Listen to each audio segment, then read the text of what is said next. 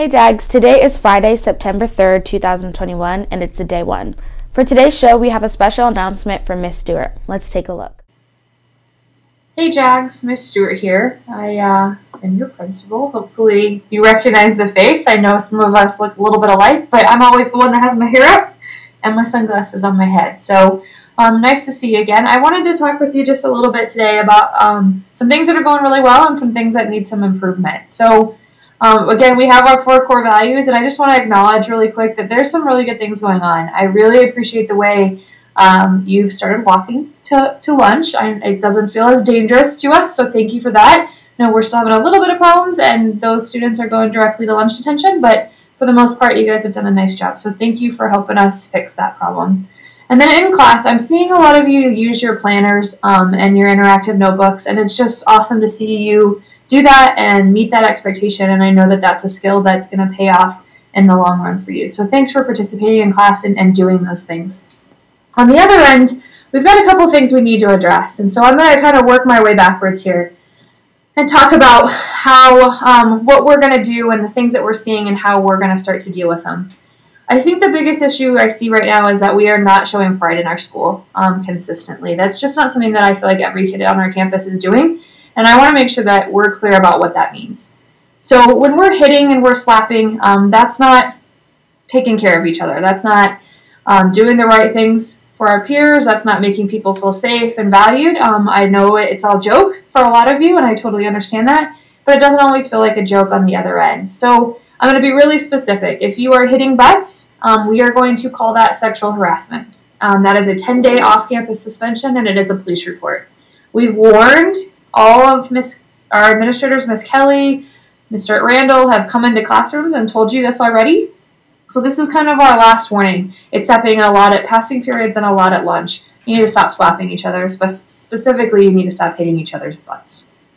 Trash at lunch is out of control. It's embarrassing, to be completely honest with you. It is an absolute embarrassment what's happening at lunch. It's disrespectful to your peers. It's disrespectful to me. It's disrespectful for our hardworking custodians. And it's just not showing pride in our school. You need to do better. When you're done with your lunch, you need to get up and you need to throw your trash away.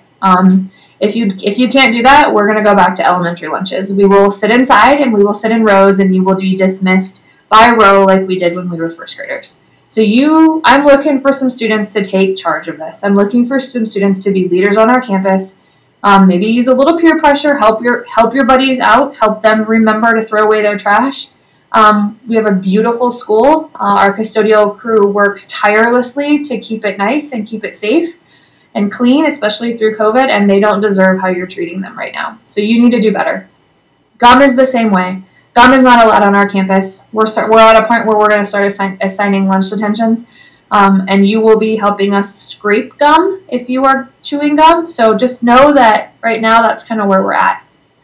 If you somehow got confused about our dress code, midriffs are not allowed, okay? We don't catch them all, we don't see them all, but that's not the point. If we see them, we're going to address them. You have the option to change your shirt, or you have the option to be off-campus suspended. You are not allowed to wear a midriff to school. Same with hats. You will notice that there are a few students who have hats on campus, and there are exceptions to that rule, and when we work through those with their parents and with administration, that happens sometimes. Doesn't happen very often. There are only a few students on campus right now that are allowed to legally wear a hat. Other than that, you should not have a hat in your hand. You should not have a hat in your backpack. You should not have a hat on campus. So please, no hats. But the last one is really the biggest issue I wanted to speak with you today, and something that's just been super disappointing as a principal to deal with. And again, going back to our show pride in our school, our bathrooms have been vandalized every week since the beginning of school.